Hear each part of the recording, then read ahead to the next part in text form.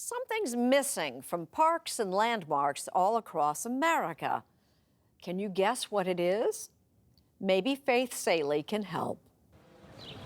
If you're among the millions of visitors to New York City's Central Park each year, you've seen the statues that dot the landscape.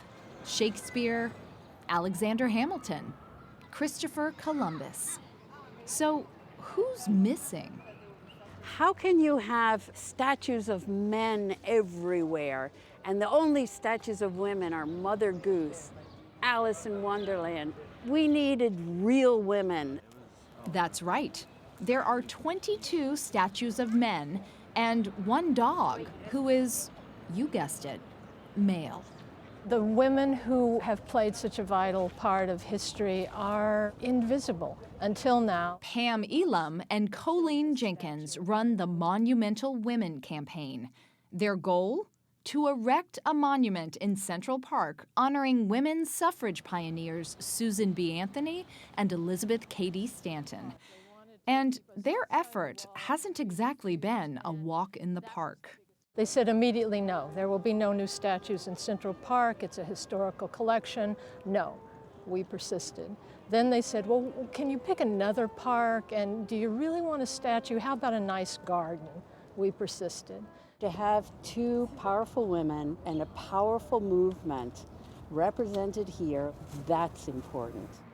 Colleen Jenkins, who we should mention is the great-great-granddaughter of Elizabeth Cady Stanton, says breaking the bronze ceiling isn't easy. Consider this. When a monument depicting suffragists was donated to the United States Congress in 1921, its tortured journey became something of a metaphor for the battle for equal representation. The gift was moved into the rotunda, but very shortly thereafter moved into the crypt, the land of the dead. In fact, the statue was moved one day after it was unveiled and remained beneath the Capitol until 1997, when it was finally returned to the rotunda. What does it say about the way women have been viewed that this monument was put in a crypt for years? It's the wrong message. One needs to see role models and inspiration in order to understand where we came from, but also what our basic values are that will dictate where we're going to. And if you think the lack of statues honoring women is a rarity, think again. Nationwide, there are more than 5,000 outdoor statues of people of all sorts, but estimates show fewer than 400 of them are of women. Of course, the debate over our public monuments is becoming a familiar one. We've seen those protests over statues of Confederate figures. Even as some of those statues are coming down, Jenkins says it's time to put more and more women up on a pedestal.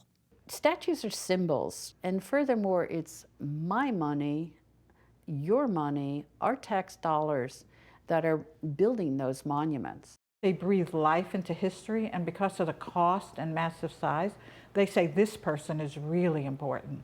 Psychologist Lynette Long heads the group Equal Visibility Everywhere, and she says it's about a lot more than statues. One day I said to my son, how would you feel if you looked at every statue and it was a woman? And on all the coins, it was women. And you walk down a street named And after all a the woman. streets are named after women. And the national schools, holidays. National holidays. There's not a single holiday named after a woman. And he's like, I get it. How do you get people to care? Well, you have to make them believe it's hurting them or hurting their children. And it is. 80% of communication's nonverbal. So you can tell girls, and I hear it all the time, you can be whatever you want to be. But what do they see? They see you can't. Chicago is taking steps to change that. Earlier this year, a street was renamed for Ida B. Wells, the civil rights activist who documented lynchings in the 1890s. To have an African-American woman honored in such a high-profile way in such a large city, it just makes me feel we've arrived. It'll be at least 12 feet tall, maybe up to 20 feet tall. And Ida B. Wells' great-granddaughter, Michelle Duster, is raising money to erect a monument honoring Wells. Right here. Yes. But, Duster adds, as new statues like the one proposed for Central Park emerge, it's important to take off our rose-colored glasses. These women were suffragists and they believed in the women's right to vote, but they didn't believe in black women's right to vote and they didn't believe in black men's right to vote. Tell the whole story. How do we do that? I think there could be a plaque that's put near the statue or on the base of the statue or something that just kind of gives like an asterisk caveat, you know. Which brings us back to Central Park and the new monument of Elizabeth Cady Stanton and Susan B. Anthony. What will it look like? Let's just say it's still a work in progress. Sculptor Meredith Bergman. When people see these two women, I want them to feel inspired and encouraged to fight for what they believe is right. The project has already inspired a small army with big ideas. Girl Scouts, who have raised money and awareness. I hope that one day there will be a 50-50 ratio. Women need the recognition for doing what they do, and we've done so many great things. The statue will be unveiled in August of next year, which marks the centennial of women gaining the right to vote. Change, chiseled one statue at a time. But there's still a long way to go. Back in Washington, Michelle Cohen curates the collection at Statuary Hall in the nation's capital, where each state gets to designate 2 statues to represent it. Out of 100 statues today, we have 9 that commemorate women. But now, Kansas plans to replace one of its statues with a tribute to a certain aviator. Amelia Earhart is in the pipeline. We hope we'll see her soon. And we have to say to Senator Ingalls, it's not you, it's history.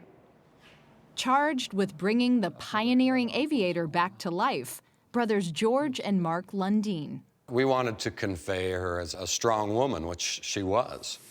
Soon, Amelia Earhart will take her place alongside all those men. You might say history is looking up.